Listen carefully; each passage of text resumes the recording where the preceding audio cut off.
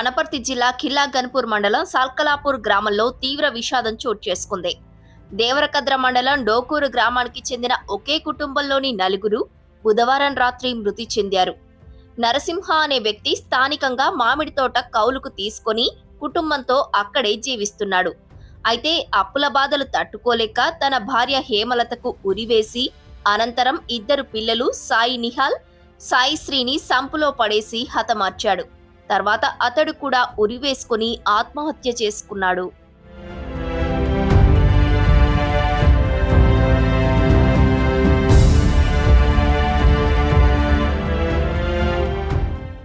అయితే ఆత్మహత్యకు ముందు నరసింహ ఒక సెల్ఫీ వీడియో తీసి చనిపోయాడు.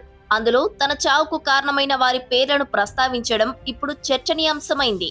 హోమ్ లోన్స్ బాధ భరించలేకపోతున్నాను, అప్పులు ఇచ్చిన వారు మానసికంగా ఇబ్బందులకు గురి చేస్తున్నారు, అప్పుల బాధ తట్టుకోలేక లాయర్ వద్దకు వెళితే ఐపీ పెట్టడానికి వెళ్లాడని నన్ను వేధించారు.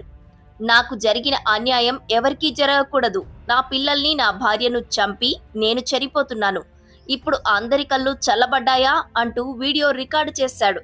మామిడి తోట శ్రీనివాసరావు, సాయి సార్, గణేష్ సార్, నేను మిమ్మల్ని ఎప్పుడూ మోసం చేయలేదు అంటూ ఏడ్చేశాడు.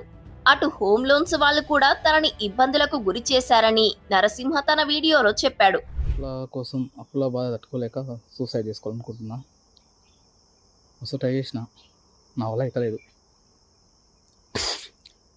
ఇంజక్షన్ ఆర్డర్ కూడా తీసుకున్నా, అయినా ఎవరు వినట్లేదు. నాకు గడతావు అన్నట్లు చాలా ఇబ్బంది పెడుతున్నారు.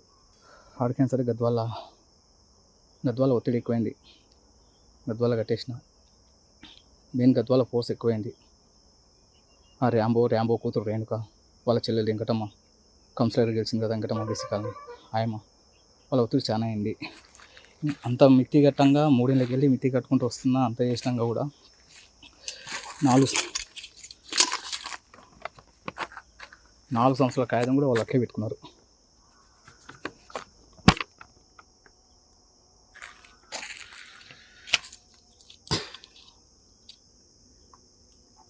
ఇవి 4 సంవత్సరాల కాగితాలు కూడా, 3 ఏళ్ళ కాగితాలు కూడా కట్టిన అమౌంట్ కట్టిన.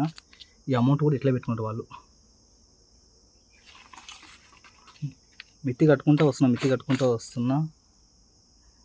ఇది వాళ్ళు రేణుక ర్యాంబో వాళ్ళది ఇది. సార్ నమస్కారం సార్. శ్రీనివాసరావు సార్, మామిడి తోట Srinivasarao sir, Ganesh sir, Sai sir. Sir సంతోషం. మీరు కూడా నాకు టార్చర్ పెడుతుంది సార్ తోటల కాడ. నేను ఏనాడో మీకు వేయలేదు సార్. నాకు మీ తోటల ఎవరు వీళ్ళు మీ ఈ 50 ఎకరాల తోటల ల్యాండ్లో కొన్నారు కదా సార్, ఎకరా 2 ఎకరాలు 3 ఎకరాలు ఉన్న వాళ్ళకు కూడా నేను అమౌంట్ వేయలేదని చెప్పిందంట. మీరు నా దగ్గర మీరు ఎప్పుడు అమౌంట్ తీసుకోలేదు సార్. మీరు ఒక్క సంవత్సరం మీ 5 ఏళ్ళ కిందట మీ ద్వారా నీళ్ళు లేవు కాబట్టి మీరు మాత్రము ఒక 2 లక్షలు ఇచ్చింది సార్ నాకు. ఆ రోజు 5 లక్షలు పట్టుకుంటే నాకేనాడు అప్పు అయితే నాకేనాడైతే మీరైతే ఇవ్వలేదు సార్ అమౌంట్. ప్రభుత్వం దగ్గరనేమో ఆర్గానిక్ అని చెప్తావు సార్. ఆర్గానికే పండిస్తున్నాం సార్ ఇదంతా.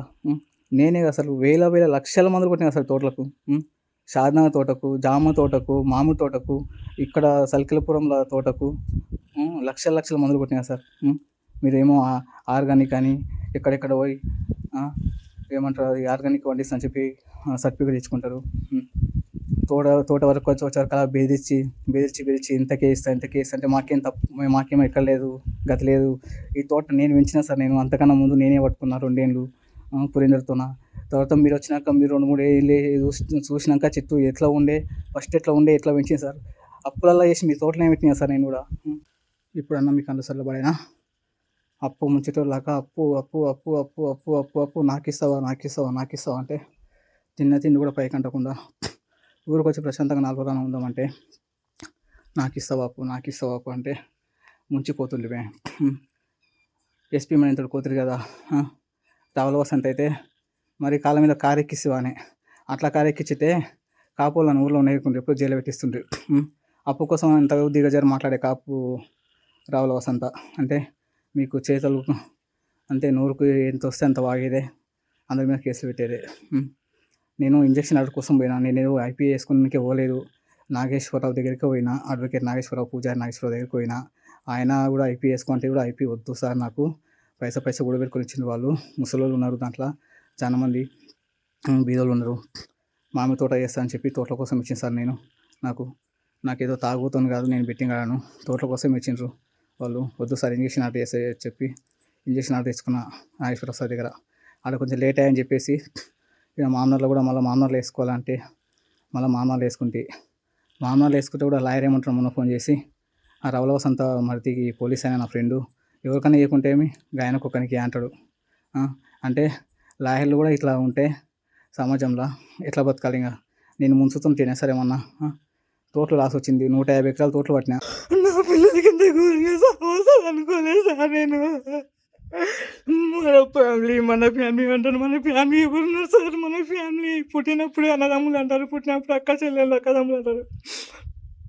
ఎవరు గారు సార్, ఎవరు అప్పులు చేసి మామిడి తోటలో మొత్తం పోగొట్టుకున్నా సార్. నేను మామిడి తోటలో దందా ఎక్కువ చేసి సార్. నేను బతుకుంటే నాతో పాటు 20 మందిని బతికేసిన సార్. నేను ఎవరికి అన్యాయం చేయలేదు. నాకు ఒక బెట్టింగ్ అలవట్లేదు, నాకు లంజాలు అలవట్లేదు, తాగుడు అలవట్లేదు. పిల్లలు చూసుకోవాలి, ఇంటికాడ ఉండాలి సార్. నేను రోజుల మీద తిరిగి మీటింగ్ కట్టాను సార్, ఉప్పటి మీటింగు. స్వామి దేవుడా, మా ఊర్లో కాపులు మరి టార్చర్ పెట్టి సార్ నన్ను. ఇంత టార్చర్ పెట్టాను అనుకోలేదు సార్ నేను. కాపులు మరి ఇంత టార్చర్ పెట్టాను అనుకోలేదు సార్ నన్ను. పిల్లలను చంపుకుంటూ నేను చచ్చిపోతుందమ్మా దేవుడా.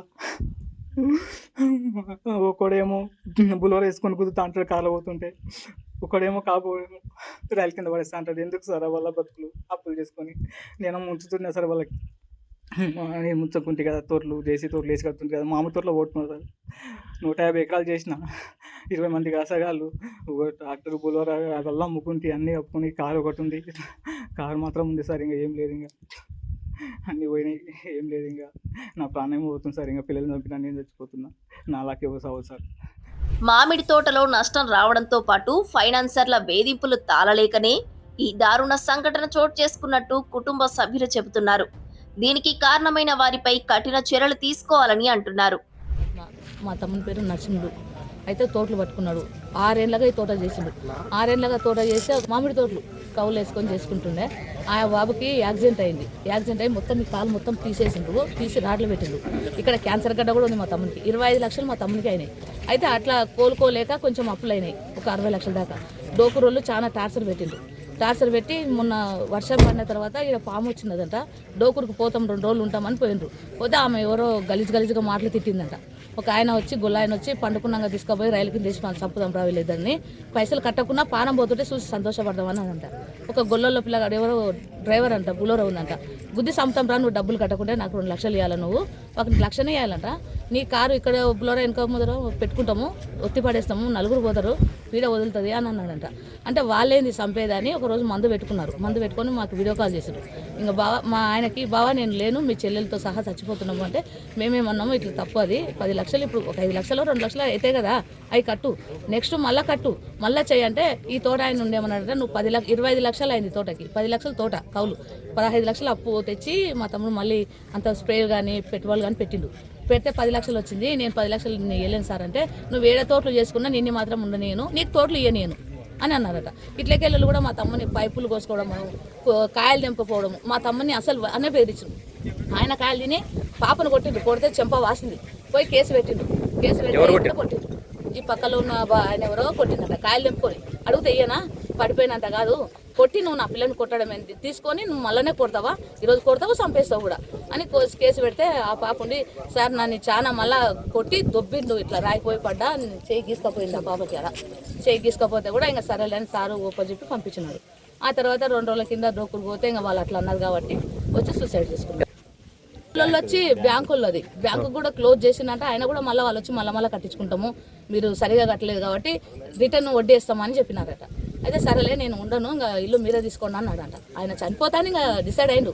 మేమేమన్నాము, మా అన్నోళ్ళు ఉండరు, నరసింహ నీకు వచ్చిన కాడికి ఆ ఇంట్లో ఉన్న సామాన్తో సహా మొత్తం వేలం పెట్టేసాయి, ఒక రప్పు అయిపోతుంది, నువ్వు దూరంగా ఎక్కడైనా మా సైడ్ అయినా గద్వాల సైడ్ అయినా లేదా కొల్లాపూర్ సైడ్ పోతానే అన్నాడు. ఒకనన్నా మాకు అట్లా చెప్పిండు. అక్క నేను కొల్లాపూర్ సైడ్ 20 ఎకరాల కూడా చూసినా, నేను దూరంగా పోతా, నువ్వు మమ్మల్ని చూడాలనుకుంటే చూసిపో, మేము 2 ఏళ్ళగా నిన్ను మేము చూడలే, మా మాటలు కూడా లేవు మా దగ్గర, మా అన్నోళ్ళ దగ్గర వద్దోళ్ళ దగ్గర మా దగ్గర వాడు అస్సలు ఎవరి దగ్గర మాట్లాడడమే లేదు. ఇంకా ఆయన ఇంకా ఇదే అయింది. ఇంకా అప్పులో వచ్చి మమ్మల్ని టార్చ్ పెట్టడం, మీ తమ్ముడే కదా మీరు కట్టాలనడం. మా ఆయనలతో పోయి వాళ్ళు మీ తమ్ముడే కదా మందే మీరు కట్టండి, మీ తమ్ముడు కాదా అని అంటే మా తమ్ముడు నాకు చెప్పి చేయలేదు, మీరు కూడా చెప్పి ఇయ్యలేదు, అందరం వ్యాపారానికి అప్పులు చేసుకుంటున్నాం. మా తమ్మునికి యాక్సిడెంట్ అయింది, పెద్ద లెక్కలో వాడు లాస్ అయినాడు, 30 లక్షల దాకా హాస్పిటల్కి అయినాయి. ఇక్కడ క్యాన్సర్ గడ్డ మొత్తం రాడు మొత్తం పోయింది. అర్థం చేసుకోవాలా, వాడు 5 లక్షలు ఇస్తా అంటే కూడా ఇంకా లాయర్ ఉండి ఒక ఆయన ఉండి కాల్ చేసేయమన్నాడట. నువ్వు ఎవరు కట్టకుండా ఎవరికో 3 రూపాయలు వడ్డీలాక 4 లక్షలు తీసుకుంటే 9 లక్షలు కట్టించుకున్నారట. 6 సంవత్సరాలు కలిగి వాళ్ళే ఎక్కువ టార్చర్. వాళ్ళు గుద్దకు ముందు కూడా గుద్దిన రాని ఈడ మమ్మల్ని కొట్టి సంపనీగా వచ్చిన నరసింహ కార్ దగ్గర అని నిరుడు వచ్చి వీడియో వదిలికొచ్చి పెట్టిండ్రు. మళ్ళీ వెంకటరావు అనేది ఆయన కూడా 10,000 కూడా 50,000 లక్ష రూపాయలు రాపించి 1,20 లక్షలు అన్నాడు. 60 లక్షలే ఉందంట మా తమ్ముని తప్పు. తీసుకురామను కాగితాలు తీసుకొని వచ్చినప్పుడు నేను మాట్లాడతా అని అంటే ఒక ఆడాయమ గలీజ్గా మాట్లాడింది రాత్రి అయితే, మొన్న రాత్రి ఆదివారం రోజు రాత్రి. అందుకనే మా తమ్ముడు సూసైడ్ చేసుకున్నాడు. పిల్లల్ని వదిలిపెట్టరా, నువ్వు ఎక్కడన్నా ఓ మా దగ్గర ఉంటాడు, నువ్వు ఆమె పోయి ఆయన షాప్లో పనిచేస్తే నాకు నిలబడలేనాక నేను కూర్చున్నలేకనే ఏడ్చిండు మా దగ్గర. అన్నోళ్ళకన్నా చెప్పరా మంచికో 10-20 లక్షలు సాయం చేస్తారు అంటే, నేను అప్పు చేసుకొని అన్నోళ్ళకి ఎందుకు భారమాక, నేనే ఉండను అని అన్నాడు. ఇంకా నేను మా ఆయన దగ్గర అని ఇంకా మేము ఏడ్చినాము. మా ఆడబిడ్డ ఉండి నాకు అసలు ఆపరేషన్ కాచి నేను కూడా ఇది చేసుకోలేకపోతున్నా, నాకు ఓసారి చక్కెర వచ్చి పడిపోతున్నా అని ఇక వాళ్ళు ఎట్లా అంటే మొత్తం అప్పుల గురించి ఇంకా అదే ఆలోచిస్తూ వాళ్ళ చేసుకోవాలన్న పని మీద కూడా ఇంట్రెస్ట్ లేకుండా అయింది. ఆరోగ్యంగా ఇద్దరికి పానం పలేదు. మనకి తెల్ల పత్రికలైనా రోజు గ్లూకోజులు మొన్న ఒక 4 రోజులు కూడా అయ్యలేదు వానికి బాటిల్ తీసేసి. ఇంకా అటువంటిప్పుడు వాళ్ళు అనడానికే ఇది అయిపోయినారు సార్. ఎవరి దగ్గర కూడా చెప్పలే, మా అన్నోళ్ళకి అసలే తెలియదు. ఇదైతే మాకైతే తెలుసు మా తమ్ముడు సూసైడ్ ఎప్పుడో చేసుకుంటాడు అని. నేను ఉండలేను అని అన్నాడు. మాకు 1:30 మధ్యలో కాల్ వచ్చింది సార్. మా ఆడబిడ్డ వాళ్ళ అల్లునికి చేసి అన్న అని అమ్ములు చనిపోయినరు, మీ అత్త కూడా చచ్చిపోయింది, చేతులు కట్టి హౌస్లో దొబ్బేసిన, ఇక్కడ నేను 10 నిమిషాల్లో నేను పానం పోతుంది, నన్ను తీసుకుపోతారా ఏం చేస్తారు ఫోన్లో చేసింది సార్. ఇలాంటి ఇబ్బందులు పడుతున్న ఎవరైనా తమకు ఫిర్యాదు చేయాలని పోలీసులు విజ్ఞప్తి చేశారు. నరసింహ చేసిన పనికి బంగారు భవిష్యత్తున్న పిల్లలు అర్ధాంతరంగా చనిపోయారని అన్నారు. ఈరోజు జరిగిన దురదృష్టకర సంఘటనలో 4 చనిపోవడం జరిగింది. దీంట్లో ముఖ్యంగా నరసింహ అనే వ్యక్తి ఇక్కడ డోకూరు చెందిన వ్యక్తి. ఈయన మామిడి తోట లీజు తీసుకొని పంటలు అమ్ముతూ ఉంటాడు. లీజు తీసుకొని గత 4-5 సంవత్సరాల నుంచి ఈ సల్తాపేటలో ఉన్నటువంటి ఈ మామిడి తోటను లీజు తీసుకుని దీంతోపాటు నవాబ్పేట, షాద్నగర్ మరికొన్ని ప్రాంతాలు కూడా తీసుకుంటున్నాడని తెలిసింది. ఈ క్రమంలో ఈయన కొంచెం ఆర్థికంగా అప్పులు ఎక్కువైనాయని తెలుస్తుంది. ఈ అప్పుల బాధ భరించలేకనో మన అప్పుల వల్ల ఒత్తిడి వలన అతను తన భార్య ఎల్లమ్మ, హేమలత కొడుకుని 12 సంవత్సరాల కొడుకు సాయి, తర్వాత కూతురు సాయి, అమ్మాయి కూడా ముగ్గురు కూడా తన వాటర్లో ముంచి చంపేసి తర్వాత తను కూడా ఇక్కడ ఉన్నటువంటి దాంట్లో వేసుకొని చనిపోయాడు. అతను వీడు వాయిస్ రికార్డులో ఒక 2-3 అతను అప్పులు ఇచ్చిన వాళ్ళు ఒత్తిడి చేసినట్టు చెప్తున్నారు. అదేవిధంగా ఫర్దర్ ఎంక్వైరీ చేసి అతని వాయిస్ రికార్డు మరియు అతనికి అప్పులకు సంబంధించి చేసి ఆ చావుకు బాధ్యులైన ఎవరైనా ఉంటే చట్ట ప్రకారం వాళ్ళ మీద తప్పకుండా చర్యలు తీసుకుంటాం. ఇలాంటి సంగతి చాలా దురదృష్టకరం. ప్రతి సమస్యకు ఒక పరిష్కారం ఉంటుంది. ఎవరైనా అప్పులు తీసుకోవడంలో తప్పు లేదు. ఎవరైనా ఒత్తిడి చేస్తే మరీ ఇబ్బంది పెడితే కన్సర్న్ పోలీస్ స్టేషన్ ఎక్కడైనా సంప్రదించండి. మేము ఖచ్చితంగా అడ్డుకోవాలని యాక్షన్ తీసుకుంటాం.